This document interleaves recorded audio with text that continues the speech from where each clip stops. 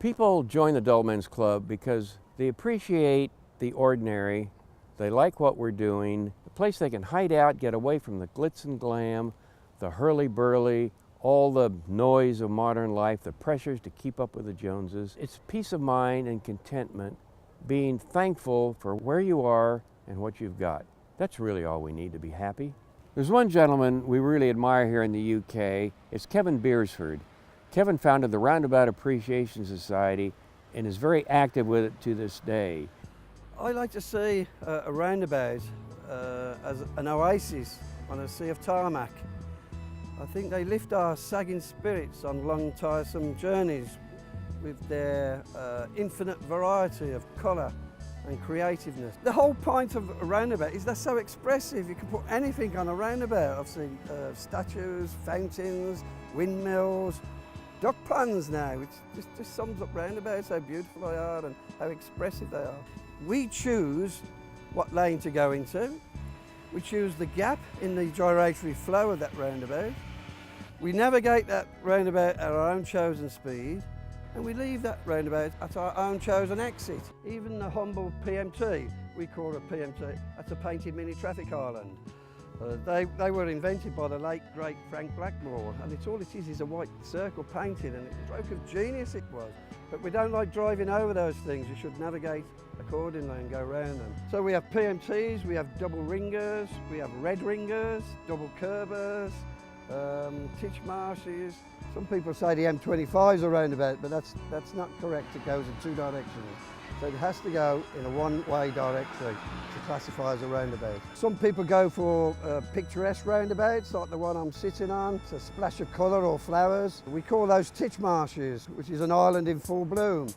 But other people, the functionalists in our society, they might go for the magic roundabout in Swindon, which we class as the white knuckle ride of all roundabouts. Traffic actually goes round in the opposite direction. We don't like people taking their dogs on roundabouts, fouling. We don't like people having barbecues on roundabouts.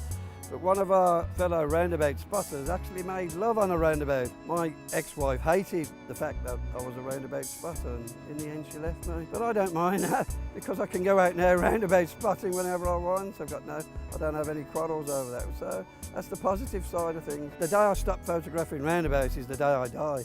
A lot of women appreciate dull men. They like a dull man in their life. Dull men are fabulous around the house. In the kitchen in particular, they love to do the washing up. And when cooking, they love to do the chopping and the stirring.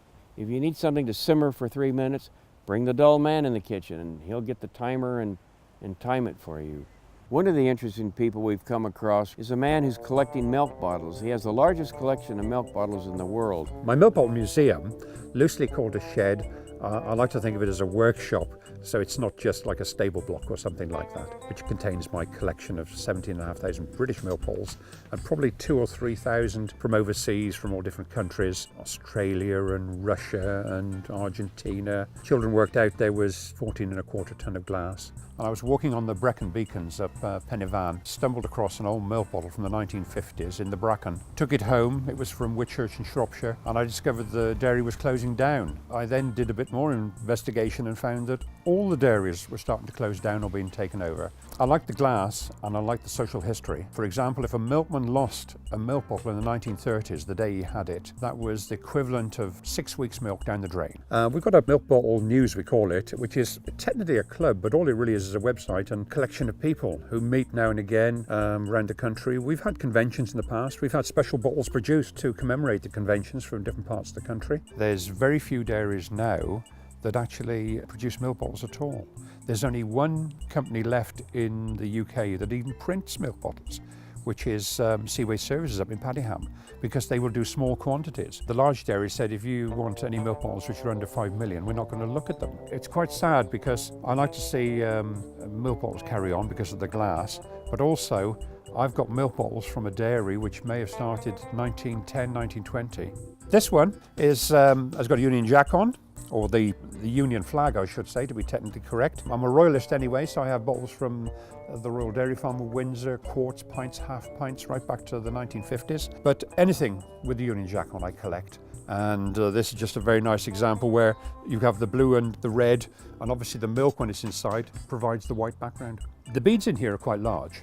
But if you want the very fine beads, the only people you can get them from are friends in the States. Because in this country, when they make these beads, all the fine ones fall through the filters.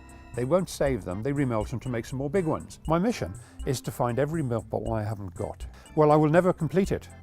And in all honesty, I never want to, because while I'm still looking, they're still out there and I'm still meeting people and having a great time. As far as I'm aware, I have the largest collection of British milk bottles in the British Isles.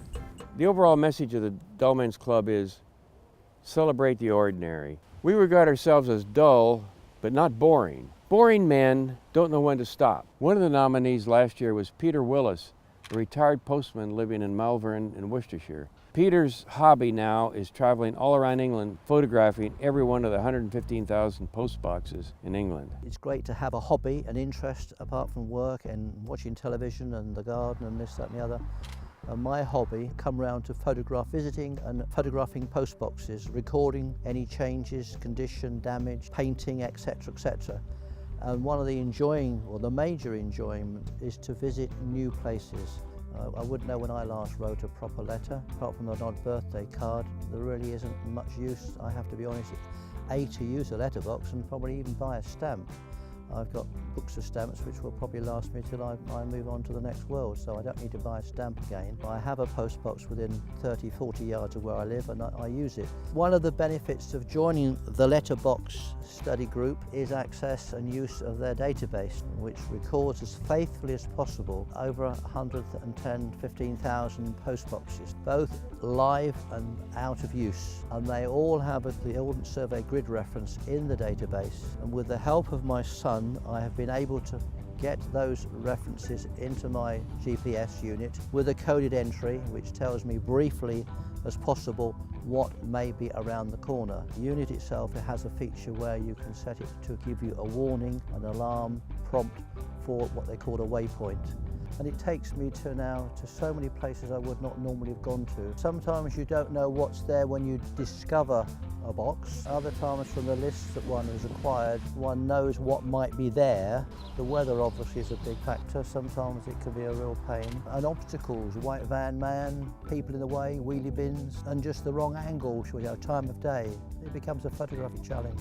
The condition, old, rusty and a bit grotty, a bit dirty. They've had years and years and years of wear and tear. Sometimes it's very, very helpful and interesting to talk to local people, especially if a box has been taken out of use or a post office is no longer open. Sometimes they are painted gold, sometimes they're painted black. They shouldn't be. I understand that is classed as vandalism by Royal Mail. When I got into post boxes, and that stemmed from going to a meeting with another interest of mine, a Milestone Society. One of the members there was also a member of the Letterbox study group, and they have an amazing database which has been formed nearly 40 years, where boxes are recorded. They have their style, their manufacturer's name, and the box number that's allocated by Royal Mail. Stop trying to keep up with the Joneses. Stop seeking the glitz and glam, the high life. There's a lot to be enjoyed just in slowing down, taking life easy, sitting on a park bench, watching the world go by. I love park benches.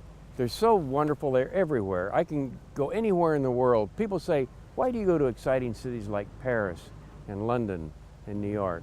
Well, I can have a dull life in these places. I'm in London now at a wonderful park bench here in Cleveland Square. And in New York, Central Park is the park bench capital of the world. It's got the fabulous array of park benches, miles of them. I was at the Winchester train station on my way up to London, and I was waiting for the train on a park bench at the train station. A nice bench, nicely designed, very modern, but it only had 3 armrests, and it should have had 5. It had no armrests at either end.